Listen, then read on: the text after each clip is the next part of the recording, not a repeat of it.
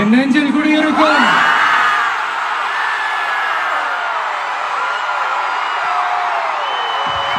Malaysia மக்கள், Malaysia தமிழர்கள், உங்கள் அனைவருக்கும் என்னுடைய வணக்கம் வணக்கம் வணக்கம். அதுலயும் குறிப்பா சொல்லணும்னா, இலங்கைக்கு அடுத்தபடியா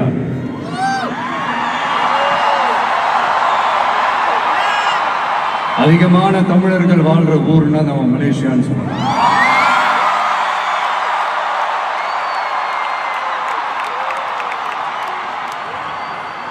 நம்ம தமிழர்கள் தான் உலகத்துல எந்த நாட்டுக்கு போனாலும் அவங்க சொந்த நாடாவே நினைச்சு உழைக்க ஆரம்பிச்சிருவாங்களே. அப்படிதான் நீங்க பாத்தீங்கன்னா இந்த மலை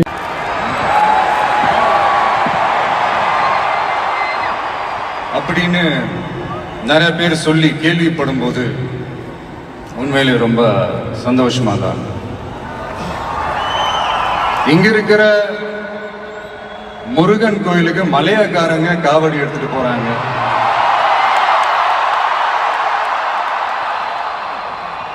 இங்க இருக்கிற சைனாக்காரங்க ரொம்ப அழகா தமிழ் பேசுறாங்க. அப்படி நம்மளுடைய தமிழ, நம்ம மொழிய, நம்ம கலாச்சாரத்தை, நம்ம பண்பாட்டை இன்னும் உயிரோட வச்சிருக்கிற நம்ம மலேசியா தமிழர்களுக்கு இந்த நேரத்தில் என்னுடைய நன்றியை தெரிவிச்சுக்கிறேன். அது மட்டும் இல்ல, இத்தனை வருஷமா நீங்க தமிழ் சினிமாவுக்கு கொடுத்திருக்கிற அந்த ஆதரவு கொஞ்சம் நெஞ்ச ஆதரவு இல்லைங்க, மிகப்பெரிய ஆதரவு. இந்த ஓவர்சீஸ் பிசினஸ்ல எல்லாம் நிறைய நாடுகள் இருக்கு. அதுல ரொம்ப முக்கியமான மார்க்கெட் இந்த மலேசியா மார்க்கெட்னு சொல்லுவாங்க.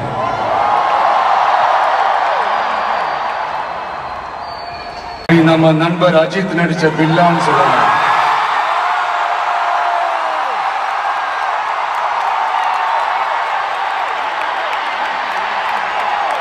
இன்னும் நிறைய படங்கள் இருக்கு. என் படங்கள்ல காவலன், குருவி எல்லாம் இங்க ஷூட் வந்தப்போ ரொம்பவே சப்போர்ட்டிவா இருந்திருக்கிறீங்க. யாதும் ஊரே யாவரும் கேளீர்னா அது நீங்க தாங்க. அப்படிப்பட்ட இந்த மலேசியால இந்த ஜனநாயகன் படத்தினுடைய, அது சொல்லாமா வேணாமான்னு தெரியல, என்னோட கடைசி படமான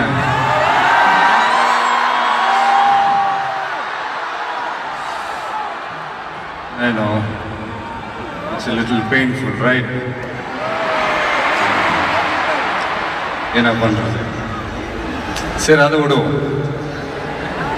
இந்த ஜனநாயகன் படத்தினுடைய இந்த ஆடியோ லான்ச் இங்க அணியோட கான்செப்ட்லயும் சேர்ந்து நடக்கிறது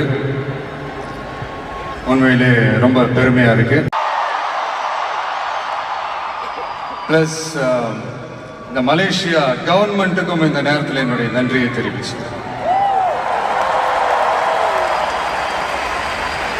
தமிழ் சினிமா ஆரம்பிச்சு எவ்வளவோ வருஷங்கள் ஆச்சு. அவ்வளவு வருஷங்கள்ல நம்ம தமிழ் மக்களுடைய அந்த சந்தோஷத்துல, துக்கத்துல, கொண்டாட்டத்துல, குடும்பத்துல, ஆன்மீகத்துல, உழைப்புல, அரசியல் சொல்லி எல்லாத்துலயுமே நம்ம தமிழ் சினிமா அப்படியே கலந்து ஊறி போய் இருக்கு. அப்படிப்பட்ட இந்த தமிழ் சினிமாவில் நானும் ஒரு சின்னதா ஒரு புள்ளியா இருந்திருக்கேன் நினைச்சு பார்க்கும்போது உண்மையிலேயே சந்தோஷமா தான், ப்ரௌடா தான் ஃபீல் பண்றேன். சினிமா விட்டு ஏன் போறீங்க அப்படின்ட்டு நிறைய பேர் கேட்குறாங்க. சினிமான்றது ஒரு மிகப்பெரிய ஒரு கடல். அதுல ஒரு கரையோரமா ஒரு சின்னதா ஒரு மணல் வீடு கட்டணும்னு தான் நான் ஆசைப்பட்டேன். பட் அதே ஒரு மாளிகையா மாத்தி தந்தது நீங்க எல்லாரும் தான், என் ரசிகர்களாகிய நீங்க எல்லாரும் தான்.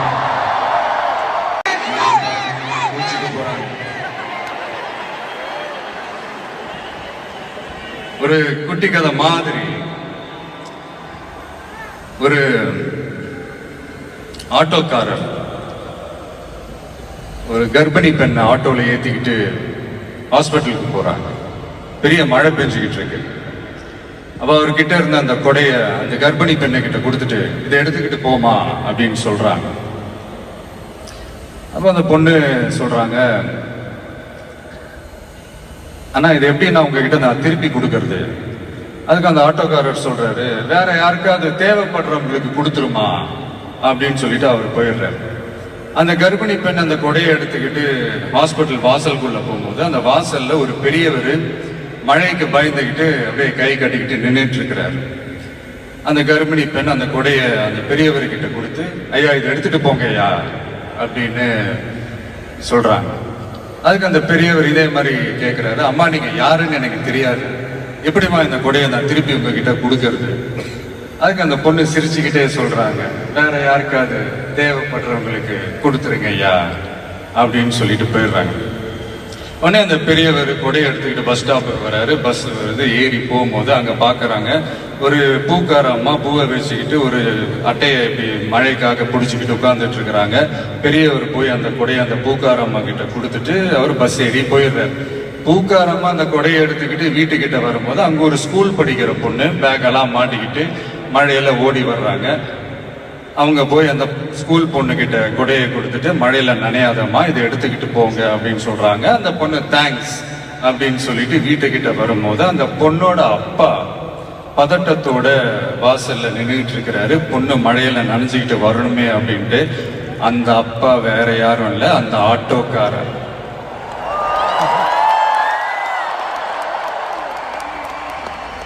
அந்த குடை அவர் கொடுத்த குடை. So the moral of the story is,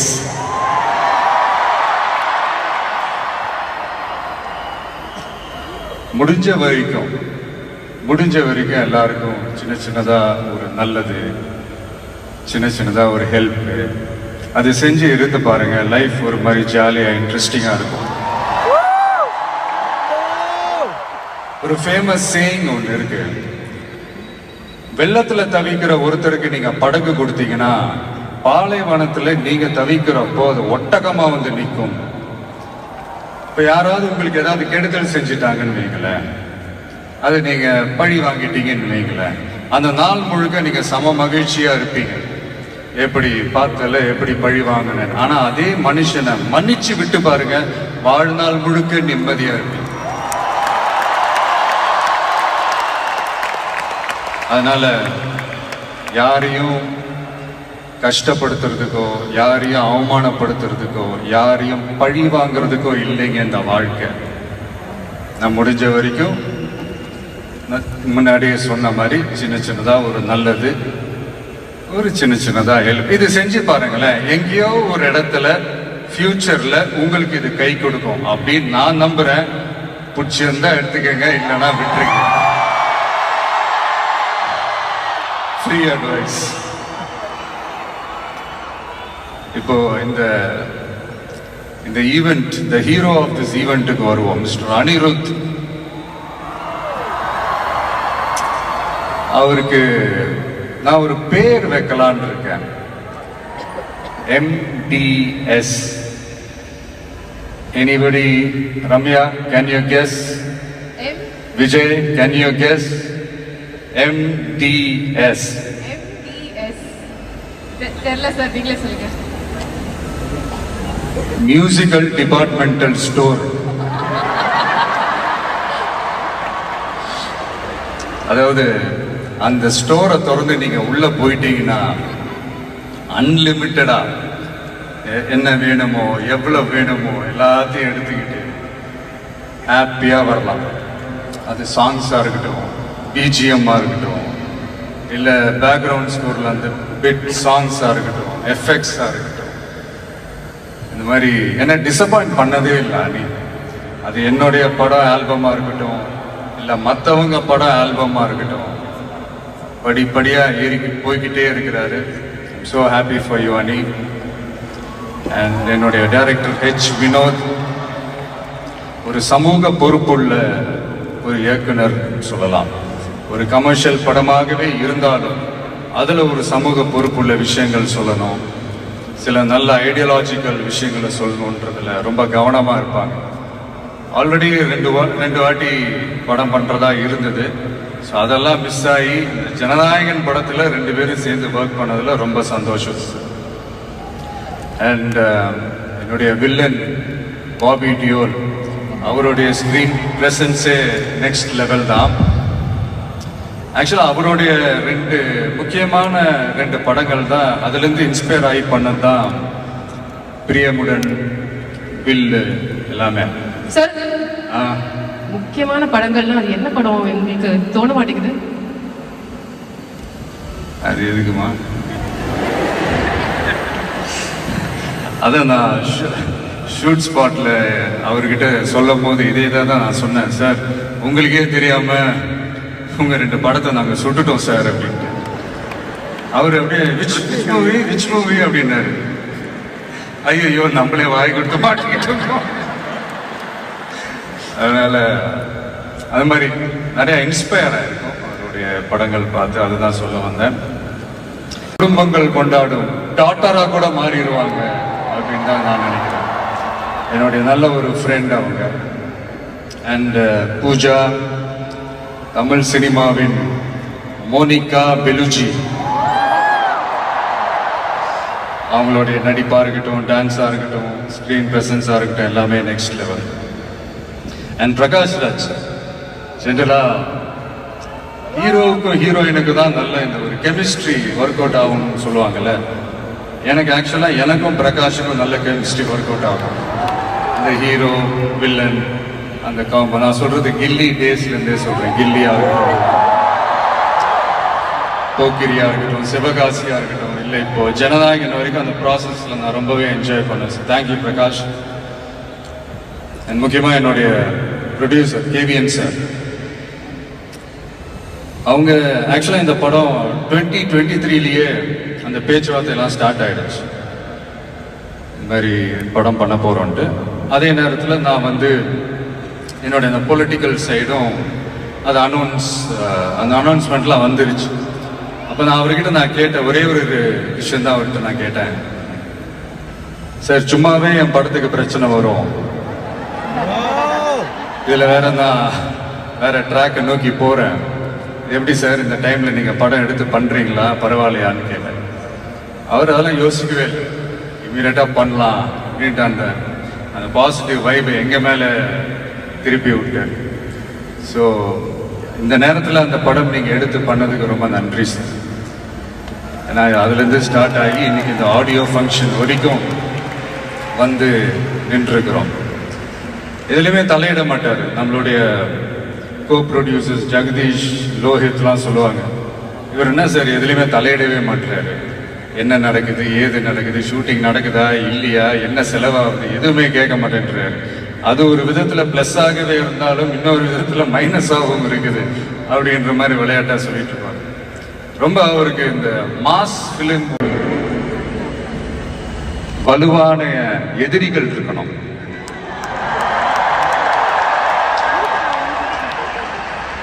சும்மா வர்றவங்க போறவங்களால ஏத்துட்டு இருக்க முடியாது இல்லையா. வலுவா இருக்கிறவங்கள தானே எதிர்க்க முடியும். அப்பதானே நாம ஜெயிக்கிற அளவுக்கு வலிமையா இருக்கோம்னு அர்த்தம். இப்ப ரீசெண்டா நம்மளை பத்தி ஒரு பேச்சு ஒண்ணு ஓடிட்டு இருக்கு. விஜய் என்ன தனியா வருவாரா அணியா வருவாரா அப்படின்னு. நம்ம எப்பங்க தனியா இருந்திருக்கிறோம்? 33 வருஷமா உங்களோட தானே இருக்கிறோம், மக்களோட தானே இருக்கிறோம். அப்ப அது ஒரு மிகப்பெரிய ஒரு அணி தானே. அது எப்படி தனின்னு சொல்ல முடியும்? இப்ப கூட பாருங்க, தனியா அணியான் விளக்கமா சொல்ல மாட்டேங்கிறாருன்னு உங்களுக்கு தோணும். சஸ்பென்ஸ் ஒண்ணு இருந்தா தானே கிக் இருக்கும்.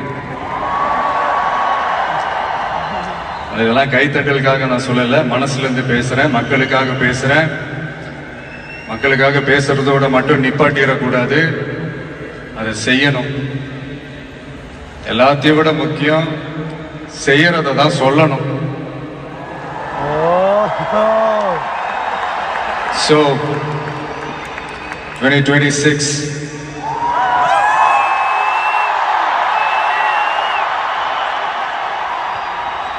history repeats itself.